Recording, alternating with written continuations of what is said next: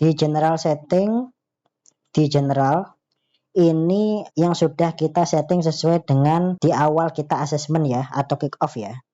Jadi hasil dari assessment itu di awal kita lakukan di menu setting ini semua. Contoh dari awal general, apakah ada kegiatan DP manajemen? Tidak. Apakah menggunakan quotation price pada job file dan sub job file? Ya. Adakah kegiatan penjualan barang? Tidak. Apakah ada kegiatan warehouse? Iya. Apakah menggunakan modul finance? Iya. Jadi ini adalah wizard setting ya. Jadi misalkan kalau kita menginstal suatu aplikasi kan ada wizardnya. Next. Nah, disimpan di local disk C ataupun local disk D, di next lagi seperti itu. Ini adalah instalasinya, teman-teman. Di general setting ini ada bank ya, ada falas.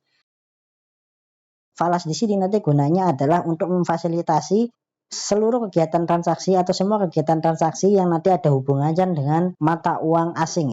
Di sini ada sekitar 48 kurs uang asing yang nanti bisa digunakan di seluruh transaksi yang ada di Solok, baik dari segi operasional maupun dari pembelian item ataupun aset nanti ya teman-teman. Nah, nanti ini wajib di setting semua keseluruhan kurs dari masing-masing mata uang ini. Di sini untuk akun hutang ya, nanti wajib diisikan akun COA jika semisal kedepannya akan dijadikan pembukuan jurnal seperti itu. Begitupun dengan piutang, uang muka pembelian, uang muka penjualan, diskon, laba rugi selisih kurs, dan ini ada beberapa lagi yang wajib disetting di sini teman-teman. Jadi keseluruhan ini wajib disetting. Caranya yaitu dengan klik tombol pensil ini ya, sehingga nanti akan muncul form edit ini. Jadi ini semua wajib dilengkapi.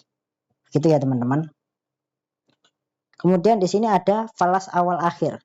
Falas awal akhir ini perbedaannya dengan falas di sini. Falas di sini untuk men-setting keseluruhan transaksi yang ada, yang nanti itu akan direkap di dalam jurnal pembukuan akunting. Sedangkan falas awal akhir itu nanti digunakan ketika closing dari periode transaksi ya teman-teman. Jadi nanti ketika akhir tahun 2024 misalkan nanti di close, maka nanti transaksi kurs yang nanti menggunakan mata uang ini itu akan mengambil nilai akhir daripada periode yang sudah di close di sini.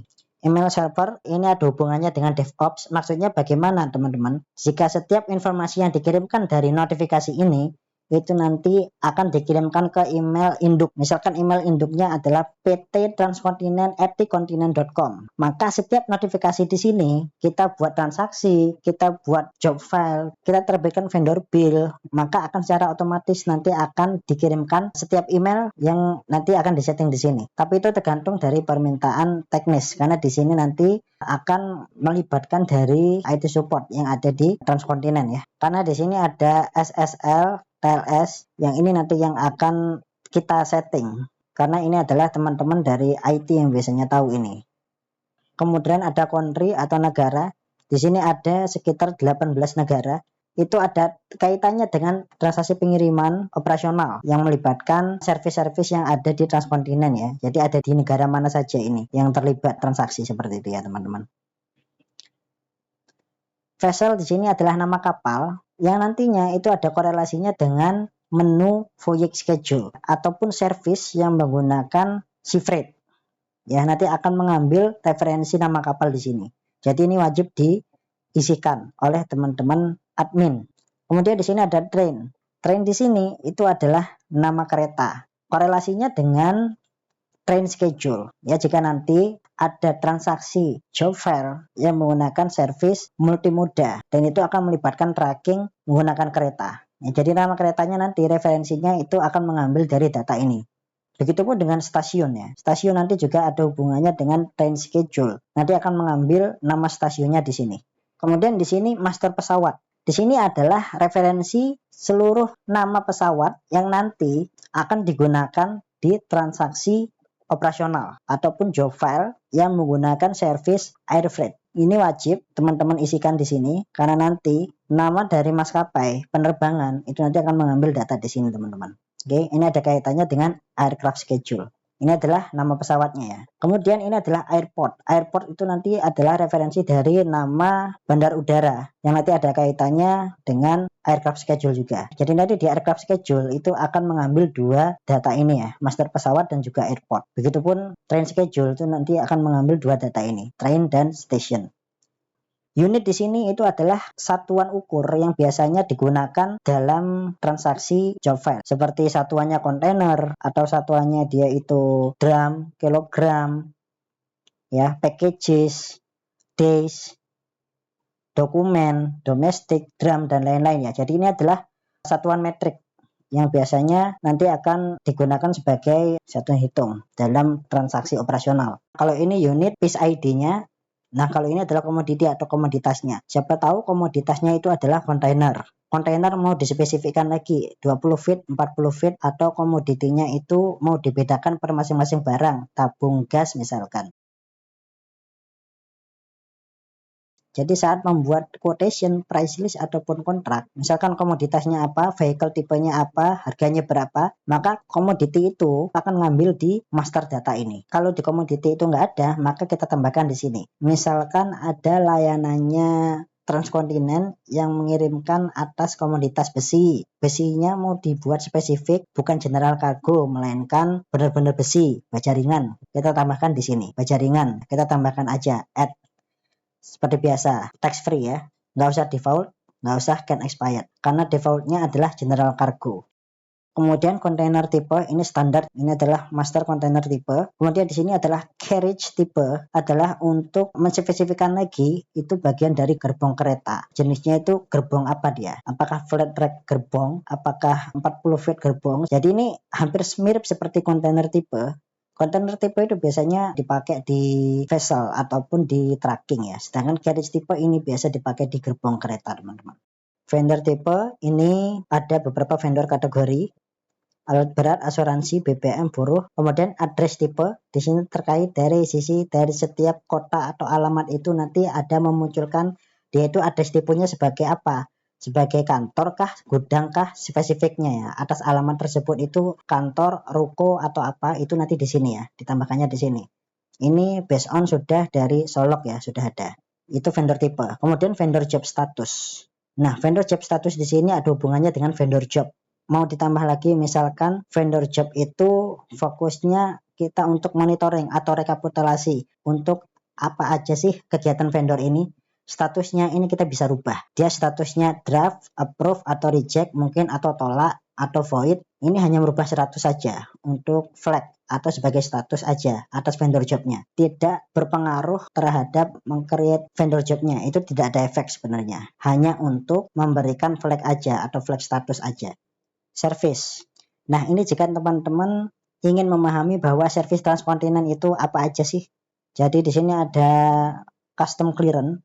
Ya, jika nanti akan ada proses yang menggunakan bea cukai import barang. Terus di sini ada kegiatan staffing, unstaffing, reworking, lolo, shifting. Kemudian ada handling, kemudian ada trackingnya pun di sini ada macam-macam. Ya, ada 3 macam di sini, yaitu tracking land transport.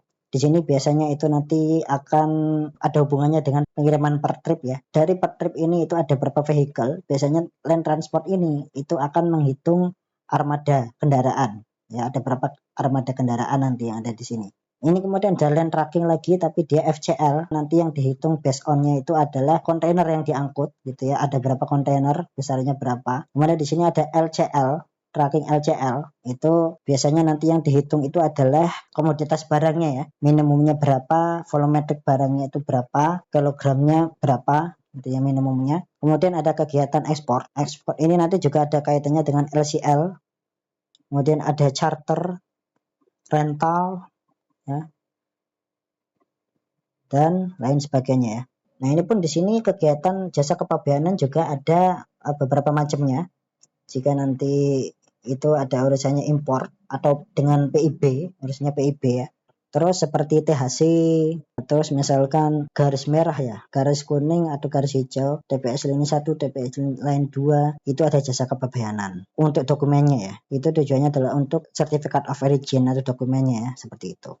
Nah, di sini ada beberapa yang teman-teman juga patut ketahui ya. Di sini ada beberapa pengiriman menggunakan LCL LTL.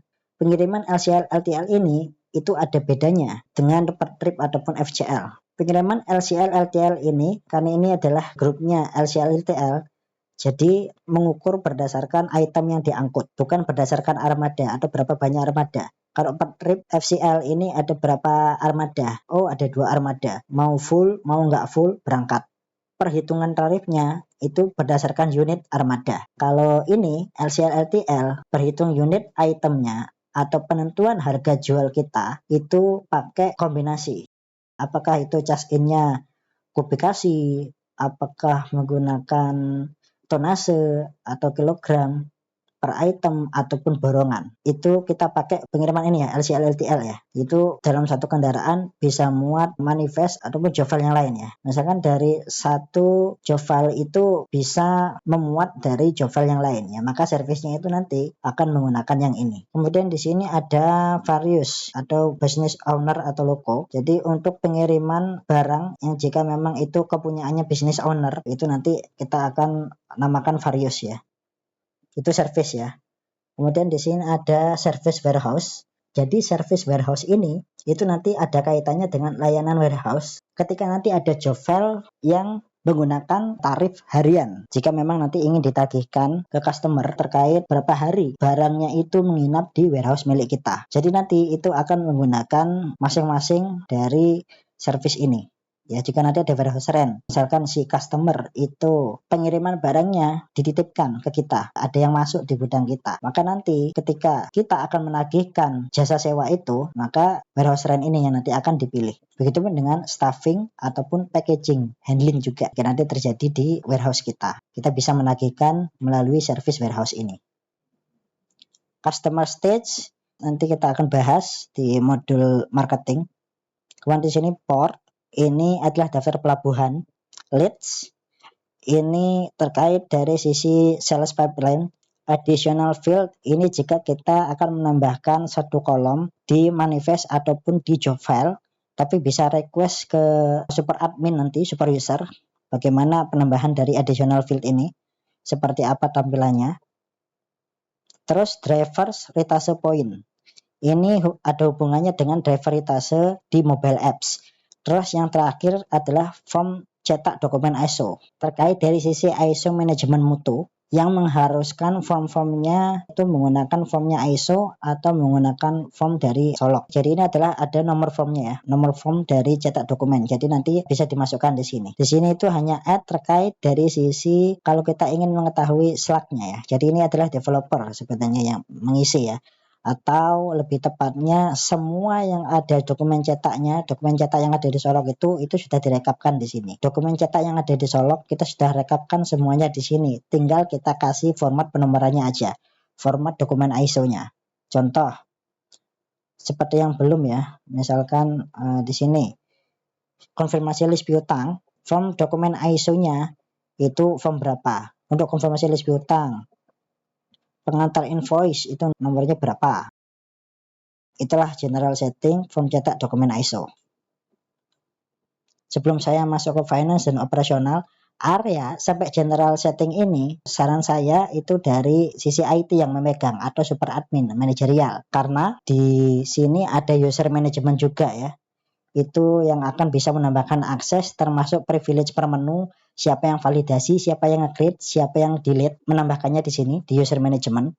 Itu yang dari sisi area sampai general setting.